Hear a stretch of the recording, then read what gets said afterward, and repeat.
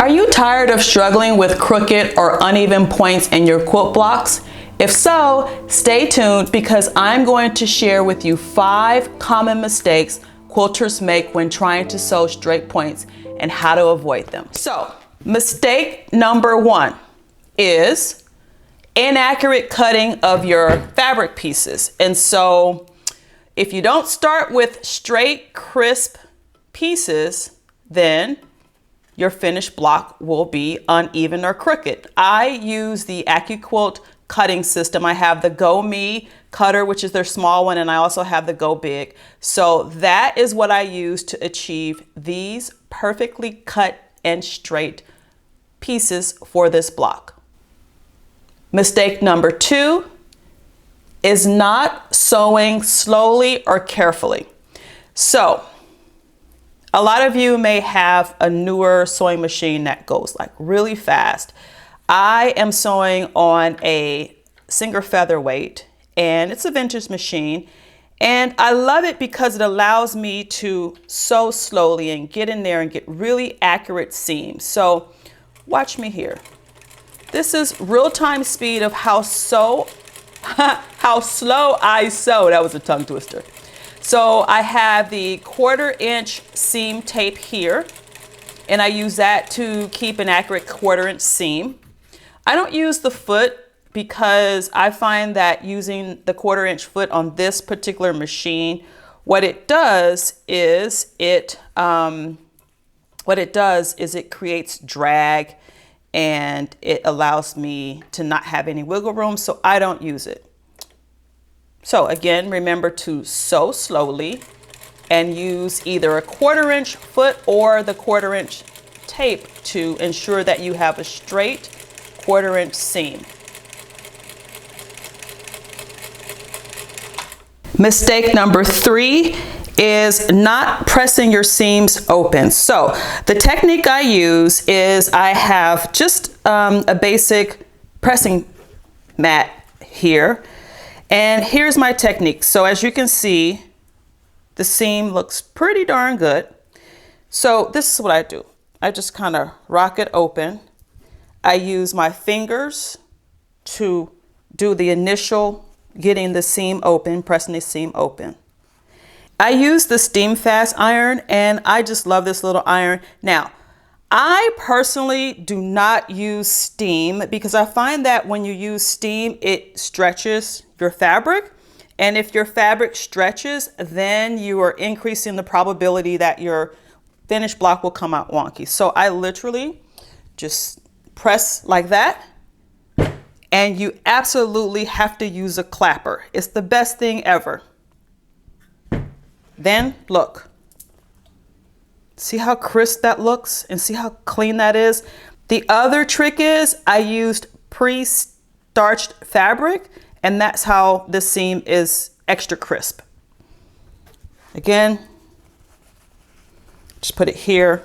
Just kind of rock it because it's starched, it's firm. Use my fingers to do that initial pressing open of the seam.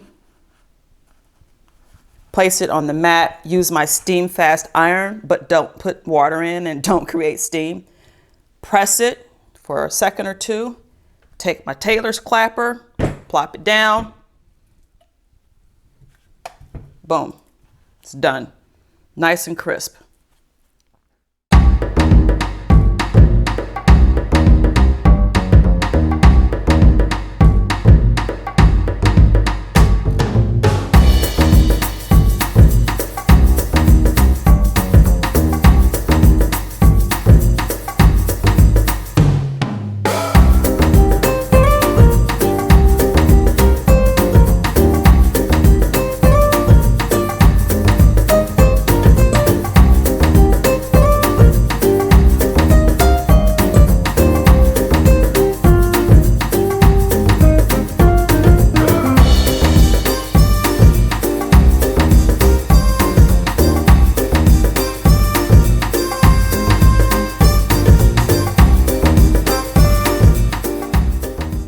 Mistake number 4 is trying to sew your block together and you have misaligned seams. And so let me show you what I mean by that.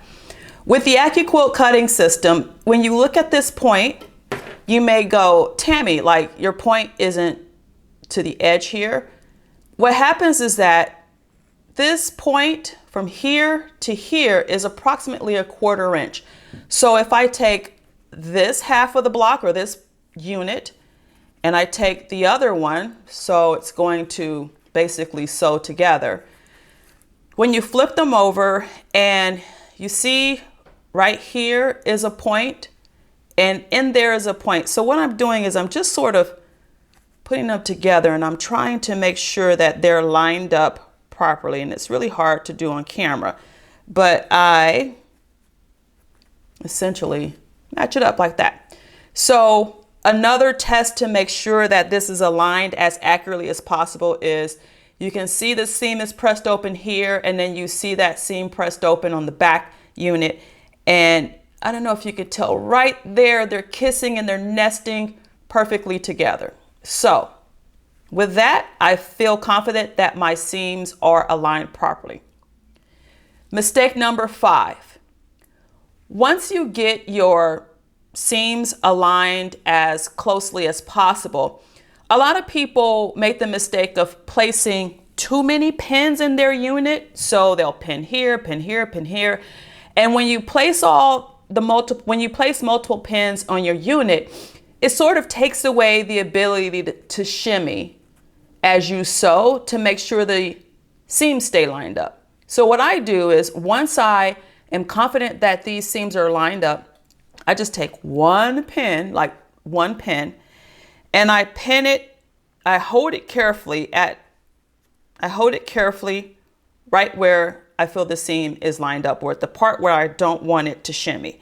I hold it here, and then I take the pin and I pin it far enough away from the presser foot and the needle so that as I'm sewing, I don't have to stop to take the pin out.